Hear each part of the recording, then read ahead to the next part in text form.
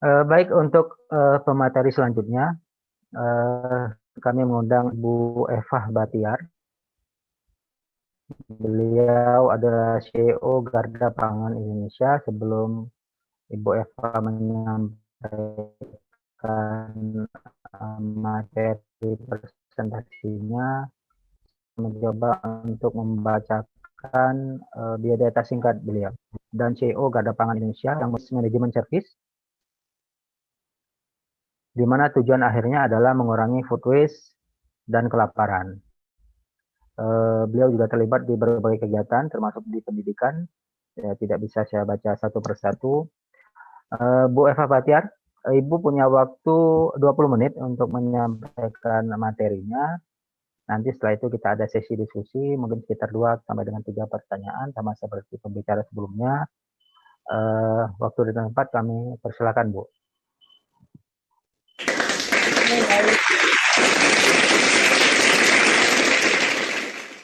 Ya, terima kasih banyak Pak Syamdidi untuk kesempatannya. Jujur saya senang sekali diundang di berbagai macam diskusi yang membahas food loss dan food waste, karena memang kebetulan ini isu yang sudah kita perjuangkan selama 3 tahun terakhir ya Pak, jadi makin banyak yang peduli, khususnya dari akademisi, pemerintah, dan masyarakat. Kita sangat senang gitu menyambutnya. Baik, saya mulai presentasi saya, waktunya tidak banyak, jadi mungkin agak cepat aja nanti. Jadi tagline kita memang why be need if you can feed people in need. Jadi intinya kenapa sih makanan itu harus dibuang kalau sebenarnya dia bisa kasih makan orang yang membutuhkan. Kurang lebih seperti itu. Nah, kalau kita start dari latar belakang aja, tadi sebenarnya sudah banyak yang dibahas sama narasumber-narasumber sebelumnya, jadi bisa bahas cepat aja. Jadi memang mungkin belum banyak dari kita yang aware kalau Indonesia itu sebenarnya negara pembuang sampah makanan terbesar kedua di dunia, dan ini tuh prestasi yang luar biasa sih kalau menurut saya. Jadi isu sampah makanan itu memang isu yang sangat masif istilahnya kalau di Indonesia, tapi justru kita belum terlalu banyak membahas ini gitu. Nah, yang lucu nih juga sebenarnya negara pembuang sampah makanan terbesar, jadi Saudi Arabia, Indonesia, sama Amerika tuh lucunya justru adalah negara-negara kaya gitu. Jadi kayaknya ini bisa dibahas nanti, tapi mungkin ada kutukan juga dari kekayaan yang berlimpah gitu ya di negara kita.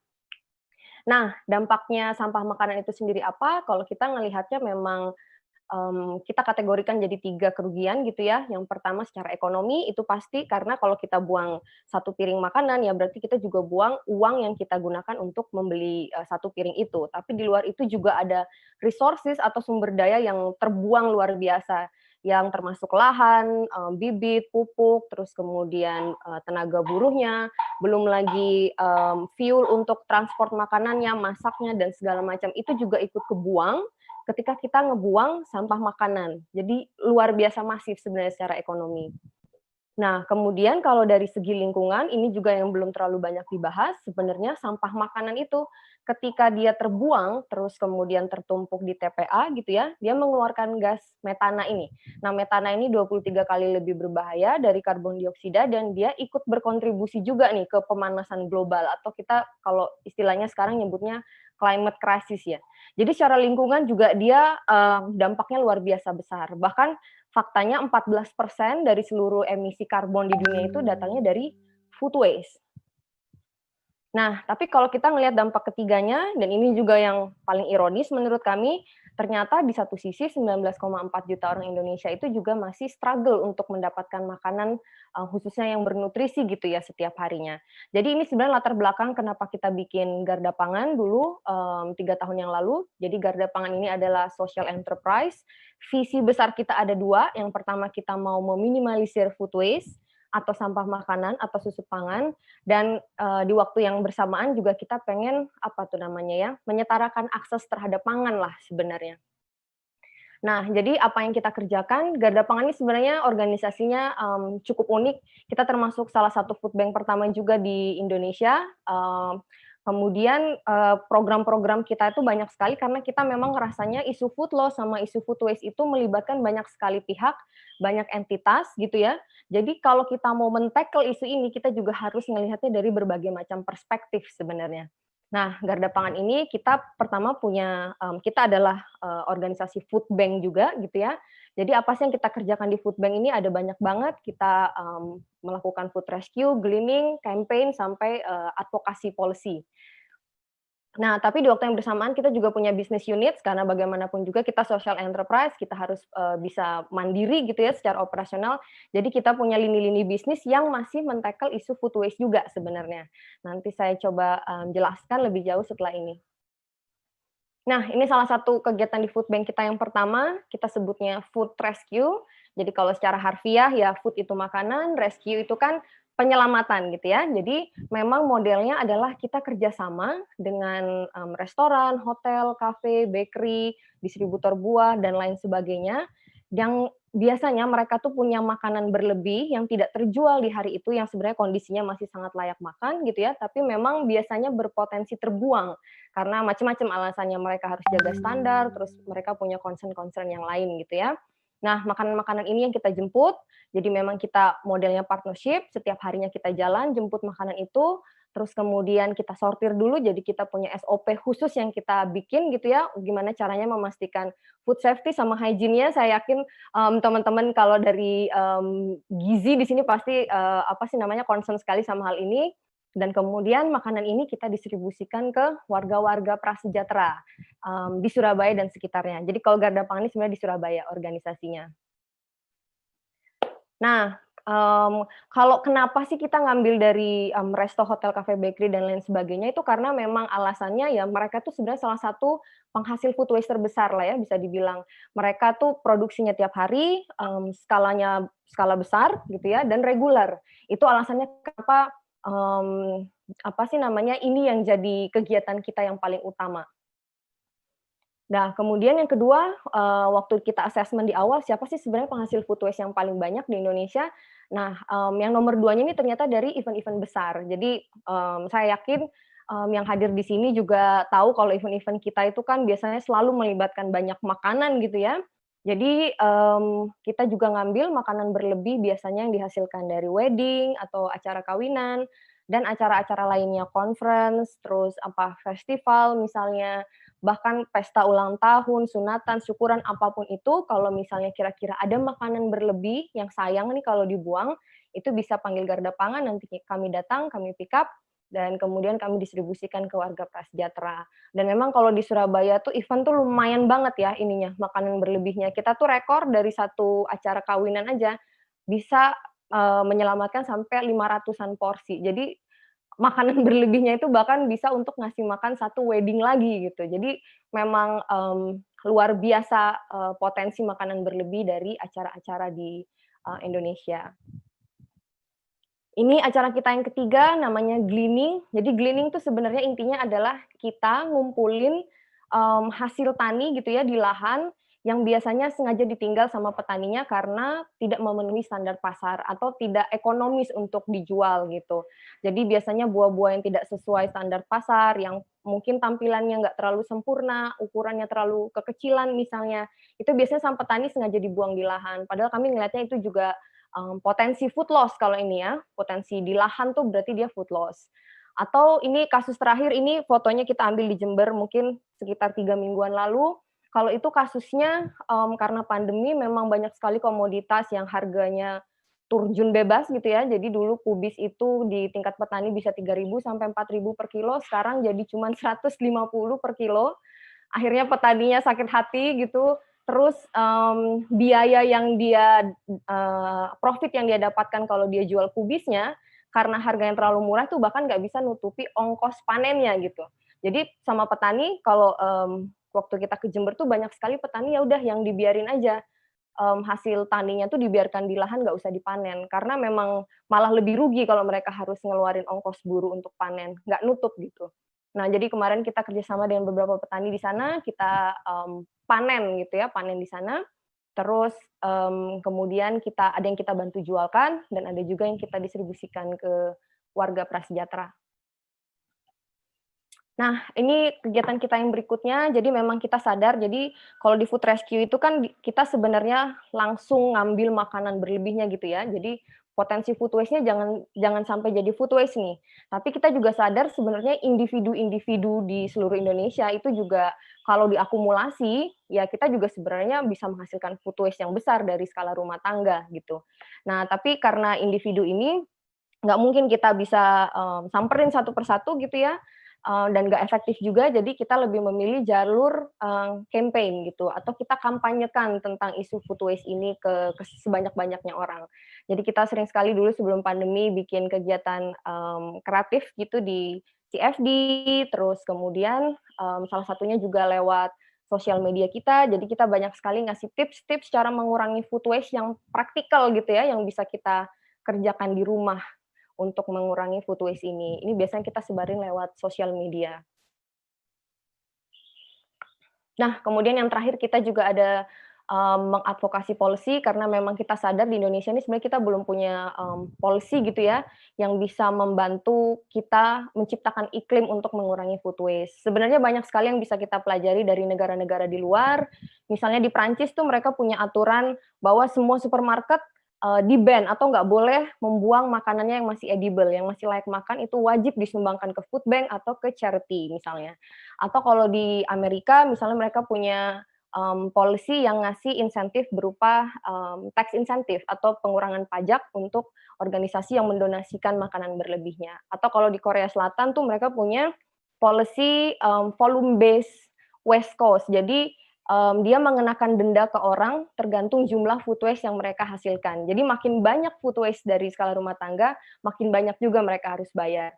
Nah, di Indonesia ini statusnya kita belum punya policy seperti ini, jadi memang dari awal berdiri tuh kita gencar sekali, apa sih namanya, advokasi supaya gimana caranya kita punya policy yang mendukung ini, tapi memang,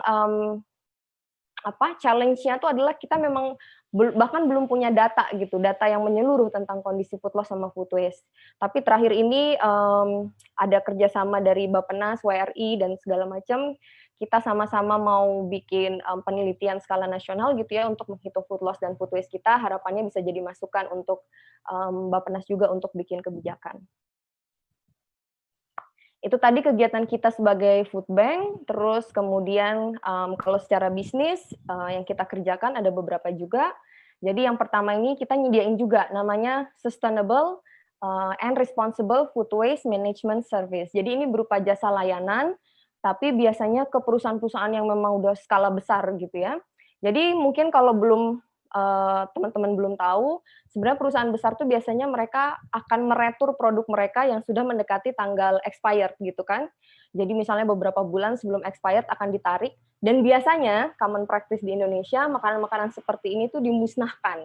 Caranya macam-macam, ada yang dibakar, ada yang dimasukin di deterjen gitu ya. Karena memang concern-nya tuh mereka satu takut produknya dijual kembali, kemudian yang kedua takut kalau didonasikan nanti orangnya kenapa-kenapa. Jadi memang kita tawarin ke mereka daripada makanan sebanyak ini terbuang sia-sia, mending didonasikan lewat kami gitu ya, dan kami akan memastikan makanan ini diterima oleh orang-orang yang membutuhkan dan dikonsumsi di waktu yang ditentukan gitu. Jadi memang kita yang bertanggung jawab untuk memastikan produk ini dikonsumsi sebelum expired date-nya.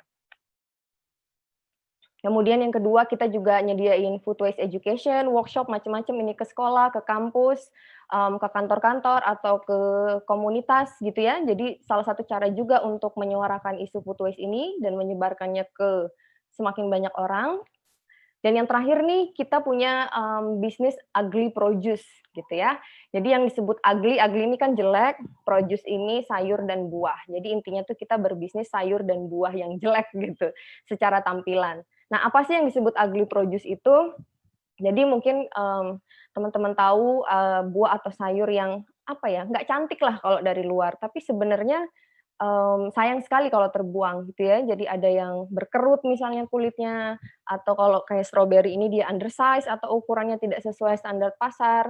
Ada wortel yang bentuknya aneh-aneh, biasa kita sering temui gitu ya, bentuknya tidak lazim.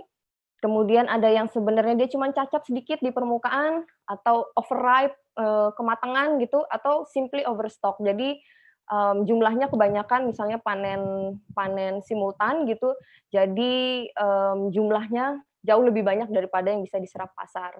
Nah, buah-buah ini tuh karena tidak menarik biasanya terbuang. Saya yakin teman-teman juga kalau belanja ke pasar atau ke supermarket kalau ngelihat buah-buah begini pasti nggak mau dipilih kan. Nah, jadi sebenarnya buah-buah seperti inilah yang berpotensi untuk jadi sampah gitu. Padahal kita ngelihatnya ya ini tampilannya aja yang nggak cantik, tapi sebenarnya isinya sama enaknya, sama bernutrisinya dan sama sehatnya gitu. Jadi memang kita kerjasama dengan beberapa kelompok tani, kemudian distributor-distributor buah. Jadi surplus-surplus buah yang dibilang ugly ini, yang daripada berpotensi terbuang, ini yang kita jual lagi ke konsumen kita dengan harga miring gitu ya. Jadi diskonnya bisa sampai 25-70%. Jadi kita ngelihatnya kita bersyukur sekali bisa nyediain asupan buah gitu ya, buah dan sayur yang bernutrisi dengan harga sangat ringan untuk masyarakat yang khususnya tuh sangat bermanfaat di masa pandemi seperti ini. Kemudian di waktu yang bersamaan kita juga bisa mereduce food loss dan food waste. Terus kemudian banyak sekali konsumen-konsumen kita tuh yang merasa nyaman gitu belanja di buah sama sayur di kita karena mereka tahu profitnya akan digunakan untuk jadi dana operasional di food bank kita tadi gitu. Kemudian satu lagi manfaatnya adalah kita bisa ngasih ekstra income juga, pendapatan ekstra gitu ya untuk mitra-mitra kita dari petani, dari distributor buah yang dihasilkan dari buah dan sayur yang selama ini biasanya terbuang. Nah, tapi biasanya kalau di beberapa kasus memang kita terima beberapa jenis buah atau sayur gitu yang jumlahnya banyak banget, yang kemudian tidak bisa terserap pasar. Nah, akhirnya kita olah jadi berbagai macam olahan sehat gitu ya. Kita bikin apple chips, sunray tomato, terus saus tomat, es krim kiwi, dan lain sebagainya. Tapi ini memang masih skala kecil dan masih tergantung sama buah dan sayur yang kita dapat itu. Kalau ngomongin impact, sudah 3 tahun kita beroperasional, kita sudah menyelamatkan sekitar 144.000 porsi makanan, setara dengan 22 ton potensi sampah makanan gitu ya, dan kita distribusikan ke 100 ribuan penerima manfaat di Surabaya dan di Malang dan di sekitarnya. Jadi terakhir kita sudah buka cabang juga di Malang. Nah, kemudian kalau ditanya sebenarnya siapa sih yang menerima bantuan pangan yang kita distribusikan, jawabannya adalah warga-warga prasejahtera pastinya, tapi memang kita nggak sembarangan milih, kita betul-betul assessment ke satu lokasi, kita tahu semua latar belakang kehidupannya seperti apa gitu ya, dan kemudian kita mikirin juga tuh, jadi misalnya satu kampung demografinya seperti apa misalnya kebanyakan lansia, jadi mereka nggak bisa terima makanan yang terlalu banyak gula atau susu misalnya, atau 100% muslim, jadi nggak bisa terima makanan non halal misalnya. Jadi hal-hal seperti itu juga sangat kita perhatikan dan kita menghindari ngasih makanan itu ke orang-orang di pinggir jalan yang kita nggak tahu latar belakangnya gitu. Karena mau tidak mau memang makanan ini kan amanah gitu ya, amanah yang dititipkan ke garda pangan, jadi kita pengennya orang yang menerima itu juga orang-orang yang betul-betul tepat sasaran. Bu Eva, mohon dipercepat, waktu sudah mau habis. Ya Pak, tinggal 1 slide. Nah, siap. terus kemudian ini yang terakhir sih. Jadi kita selama distribusi makanan itu juga kita sangat hati-hati dengan sampah plastik kita. Karena agak lucu kalau misalnya kita berjuang mengurangi food waste, tapi terus kita malah memproduksi sampah yang lain, sampah plastik gitu. Jadi memang sebisa mungkin kita ketika menerima makanan dari mitra-mitra kita tuh kita pakai kontainer yang reusable yang bisa dipakai ulang gitu ya. Jadi begitu kita ngambil dari mitra, dipindahin nih makanannya dari wadah mereka ke wadah kita. Kemudian begitu kita ke kampung, masyarakat penerima manfaat kita udah kita biasakan untuk langsung bawa piring gitu. Jadi makanannya nanti tinggal dipindahkan ke piring-piring mereka. Jadi betul-betul zero waste, tidak menghasilkan sampah plastik gitu. Kecuali memang makanan-makanan yang dari pabriknya, dari ketika dikasih ke kita tuh sudah pakai kemasan gitu ya. Nah, kalau itu emang kita nggak bisa ngapa-ngapain lagi gitu. Mungkin itu sebenarnya yang bisa saya sampaikan tentang program-program yang kami lakukan di Garda Pangan. Saya terbuka untuk diskusi, siapa tahu ada yang mau tanya atau kasih saran dan lain sebagainya. Demikian mungkin Pak Didi presentasi saya, monggo dilanjutkan. Baik, terima kasih Bu Eva. Presentasi yang sangat menarik, semangatnya luar biasa Bu Eva ini. terdengar dari suaranya, walaupun paling belakang yang presentasi, tetapi semangatnya kayak orang yang paling depan presentasi. Luar biasa. Baik, Bapak Ibu, ada pertanyaan, silakan disampaikan di kolom Q&A.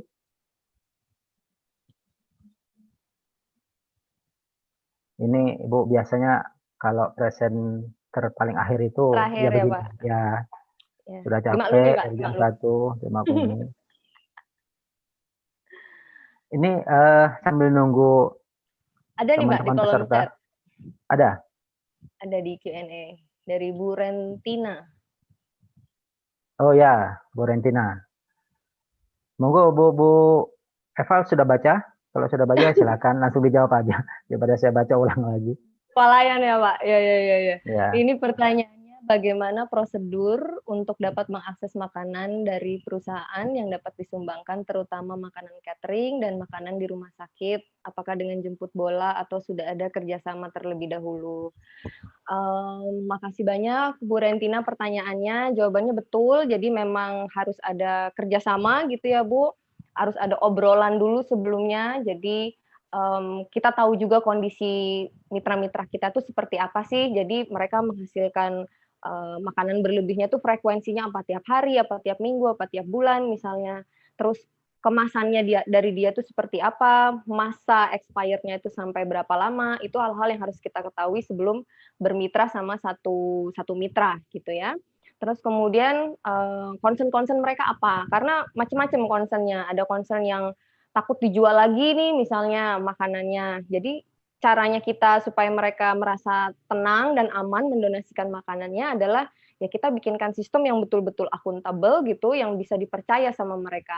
Jadi semua laporan distribusi itu kita laporkan dalam bentuk laporan bulanan, di situ lengkap semua siapa yang menerima, profil penerimanya seperti apa, makanannya berapa. Jadi supaya mereka emang merasa percaya gitu, Bu. Ini kan istilahnya dia mempercayakan makanannya ke garda pangan gitu. Kemudian ada hitam di atas putihnya juga, ada MOU-nya. Jadi memang betul-betul ini bukan donasi sembarangan, tapi memang dua-duanya berkomitmen gitu ya untuk mengurangi food waste. Dan di kami di Garda Pangan juga gimana caranya supaya kita bisa jaga kepercayaan orang-orang ini gitu loh, untuk mau mendonasikan makanannya. Karena ini kan bukan hal yang lumrah ya Pak kalau di Indonesia gitu ya. Dari dulu tuh sebenarnya praktek membuang makanan tuh praktek yang dianggap oleh banyak industri sebagai praktek yang paling mudah, paling cepat, dan paling murah gitu. Dia nggak repot, pokoknya ada apa-apa ya udah langsung dibuang gitu. Nah ini kan kita mengubah perilaku mereka nih supaya mau mendonasikan. Jadi memang gimana caranya kita ciptain sistem yang bisa mereka percaya gitu istilahnya. Gitu mungkin Bu Rentina. Baik, terima kasih Bu Eva. Ada pertanyaan lagi dari Bapak Ibu peserta. Sambil menunggu mungkin saya ini Ibu, Garda Pangan itu beroperasinya di mana base-nya? Masih di Surabaya dan sekitarnya atau sudah mulai melebarkan sayap, Bu? Iya. Jadi kalau pertamanya memang dibangunnya di Surabaya dulu, Pak, tapi terus per Maret 2020 kemarin kita ekspansi yang pertama di Malang, jadi masih belum jauh dari Surabaya gitu ya. Tapi memang cita-cita besarnya sih pengennya ya kita bisa ada di tiap kota di Indonesia gitu ya. Karena memang kalau di luar negeri food bank itu tiap kota pasti punya food bank gitu. Karena memang di kota itu komplit sebenarnya. Jadi industri makanannya, bisnis kulinernya banyak, tapi di satu sisi kemiskinan urban tuh juga paling banyak kan di perkotaan gitu. Jadi itu rencana jangka panjang kita Pak, didoakan saja. Tapi kita memang Amin. ngerasanya jalan ke sana kan juga nggak gampang. Jadi memang untuk ekspansi ke satu kota kita harus mempertimbangkan matang-matang. Di situ harus cukup banyak mitra, di situ harus cukup banyak relawan, di situ harus cukup banyak penerima manfaat, dan kita punya source of funding gitu ya. Di situ potensi bisnisnya terbuka juga untuk kita cari dana operasional. Jadi sebelum 4 itu terpenuhi ya harus dipikir matang-matang dulu gitu. Ya, nanti ke depannya mungkin Jakarta, Bu ya, sebagai miniaturnya Indonesia. Kalau Jakarta sudah bisa masuk itu udah luar biasa buat Siap, Bu siap. Eva dan temannya. Baik, mungkin cukup sekian ya Bu Eva ya untuk sesi Bu Eva. Sebelum sesi ini diakhiri, kita berikan aplaus yang sangat meriah untuk Bu Eva dan tim.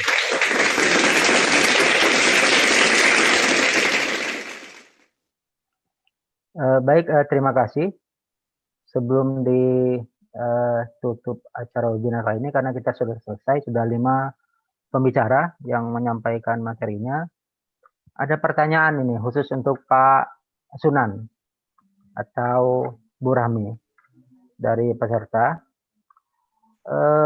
Pertanyaannya adalah bagaimana aksi JP2GI terhadap sustainable lifestyle selain no single use? Tantangannya apa yang dihadapi dan bagaimana menyikapinya? Bisa Pak Sunan atau Bu Rahmi mungkin yang menjawab. Silakan, mungkin Pak Sunan dulu ya. Terima kasih.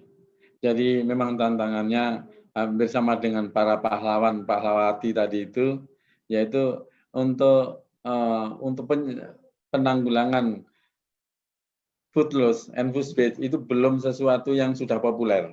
Jadi hal yang baru. Jadi ini merupakan tantangan. Kedua, kita itu perlu jejaring. Nggak bisa kerja sendiri dan sebagainya. Dan untuk membuat jejaring, terutama pada saat-saat pandemi dan sebagainya ini, itu adalah tidak mudah. Terus kemudian yang ketiga, itu adalah kita ini mempunyai tantangan yang tidak kecil. Karena ini adalah masalahnya berat, pemecahan masalahnya juga nggak mudah dan sebagainya. Jadi dari 3 hal tersebut itu merupakan hal yang satu-satunya ya kita tetap tidak akan patah semangat, harus tetap bersemangat tinggi dan harus membuat jejaring, terutama dengan pahlawan-pahlawan seperti adik-adik milenial kita tadi itu. Sehingga saya itu ingin, tadi kita beruntung sekali ini, ketemu antara 5 komponen bangsa yang bagus sekali, mulai dari birokrasi ada Pak Dodi tadi, dari akademisi ada Bu Nuni, dari pengusaha ada Pak Budi, dari milenial yang sosial jiwanya itu ada Mas Agung dan Mbak Eva. Sehingga saya itu ingin untuk menyumbanglah sebuah pantun untuk beliau-beliau itu. Yang kalau boleh saya baca gini, pada kekasih kita memuji, selalu ingat setiap waktu. Terima kasih pahlawan gizi, sahabat sehatkan masyarakat, negara maju. Demikian. Terima kasih. Terima kasih Pak Sunan, pantunnya luar biasa. Saya nggak tahu kalau Pak Sunan mau bikin pantun. Kalau Pak Sunan bikin pantun, saya siapkan juga. Nggak elok rasanya kalau saya juga tidak berbalas pantun. Maaf, mungkin lain kali ya Pak ya. Kita sudah sampai pada akhir acara. Untuk question and answer yang belum terjawab, mohon para narasumber untuk bisa menjawab lewat chat. Diskusi ini sangat menarik sekali. Saya tidak bisa menyimpulkan karena masing-masing sangat penting sekali. Jadi silakan Bapak Ibu. Oh iya, sebelum ditutup, mungkin dari pihak G-nya, Bu Rahmi bisa menyampaikan 1-2 patah kata untuk menjawab dari pertanyaan tadi. Silakan Bu Rahmi.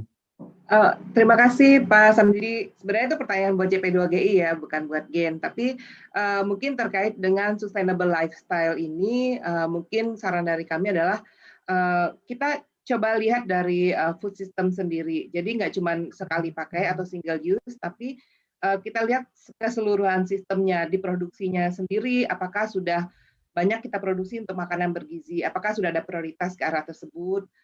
Selama ini kan produksinya lebih banyak ke arah makanan yang seperti pangan yang lebih banyak, nggak terlalu banyak vitamin dan mineral. Kemudian dari distribusi dan transportasinya tadi disampaikan kita perlu banyak inovasi, teknologi, kemudian juga kebijakan.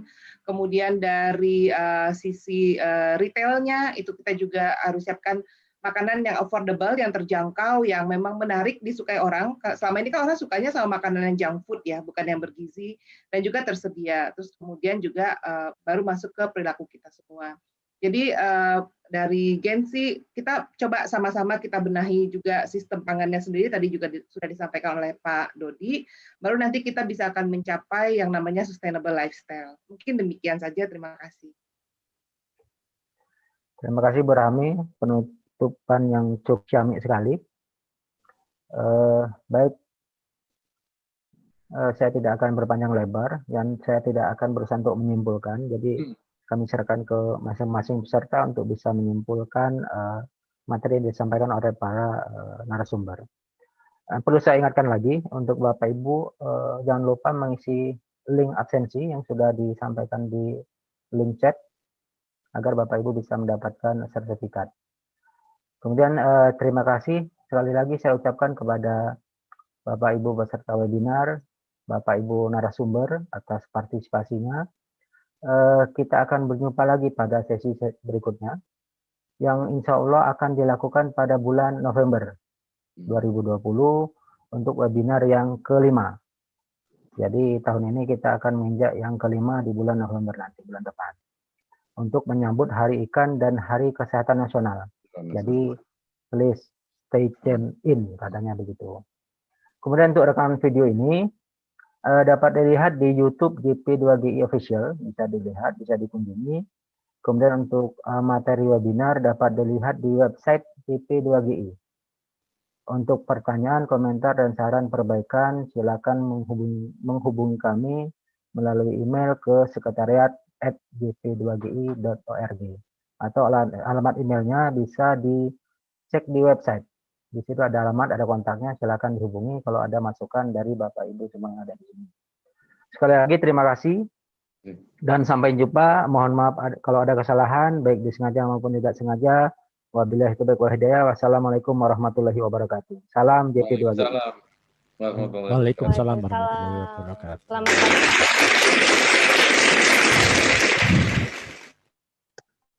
Terima kasih semuanya.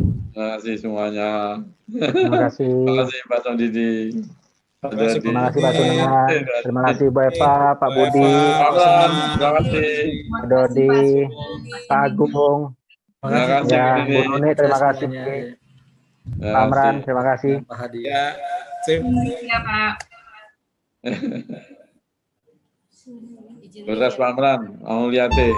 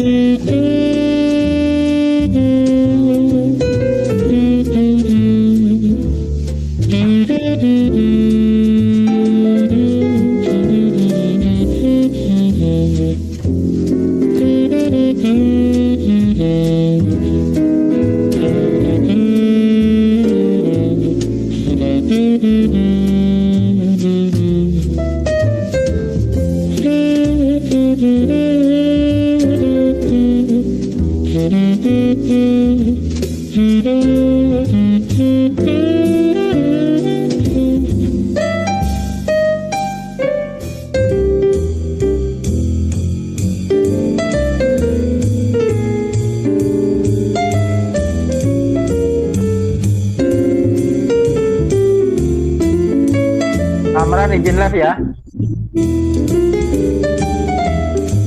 Amran sampai jumpa. Terima kasih banyak juga Pak Didi Ya. ya. Ya Bu Rina, Pak Bagus. Terima kasih, sampai jumpa kembali. Ya. Izin live.